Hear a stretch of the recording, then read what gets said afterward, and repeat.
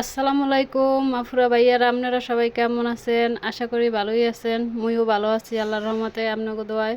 আজকে রান্না হয়েছে মই গরুর মাংসের কালা বুনা। কার দ্বারে কেমন লাগে জানি না, কিন্তু মোর দ্বারে খাইতে খুবই ভাল লাগে, অনেক মজা লাগে। মাঝে মধ্যেই বানানো হয়, তো আজকেও বানাইতেছি। মোর মাইয়া ফেলাও খাইতে খুবই পছন্দ করে। এইটা হের লেগে 2 কেজি গরুর মাংস লইছি রান্না করার লেগে। একটু বেশি মাংস হইলেই ভাল লাগে। এই তো কতগুলো পেঁয়াজ কাটতে দিলাম, এর মধ্যে আদা রসুন বাটা দিয়ে দিলাম। আর কালা বুনার প্যাকেটের মশলা আনছিলাম, এর মধ্যে 1 প্যাকেটের মধ্যে 2 প্যাকেট মশলা, বড় প্যাকেটটা ভাঙ্গা সব দিয়ে দিছি। 2 কেজি মাংসের লেগে পুরো প্যাকেট।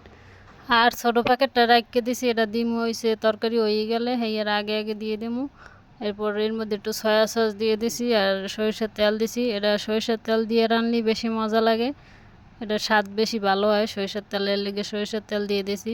নুন দিতে মনে আনলে না, পরে আবার একটু নুন দিছি, নিয়ে আর দিয়েই ভালো করে মাহাই যাই বয় দিছি চুলায়।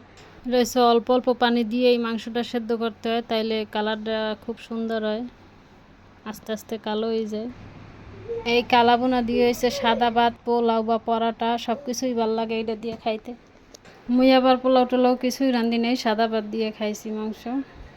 মাঝে মাঝে একটু লাড়াচাড়া দিতে আসি, কারণ এটা পানি হয়েছে কম, আবার লাগিয়ে যাইতে পারে, লাগিয়ে গেলে আবার স্বাদটাই নষ্ট হয়ে যাবে।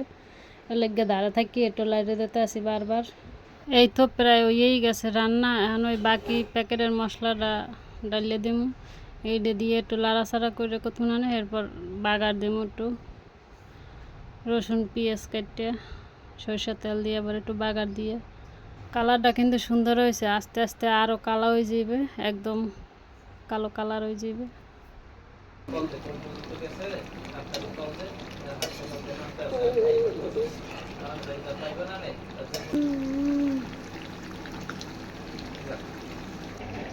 এই তো আবার একটু সরিষার তেল দিয়ে এর মধ্যে পেঁয়াজ আর রসুন কুচি আর কয়টা শুকনো মরিচ এ দিয়ে বাগার দিয়ে দিব।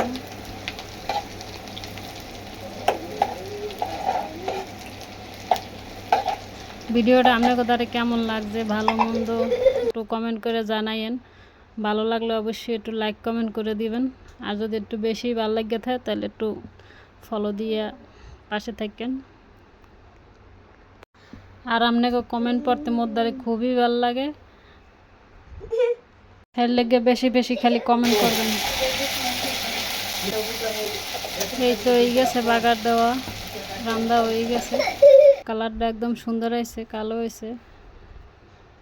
আজকের মতো ভিডিও এই পর্যন্তই। সবাই ভালো থাকবেন, আল্লাহ হাফেজ।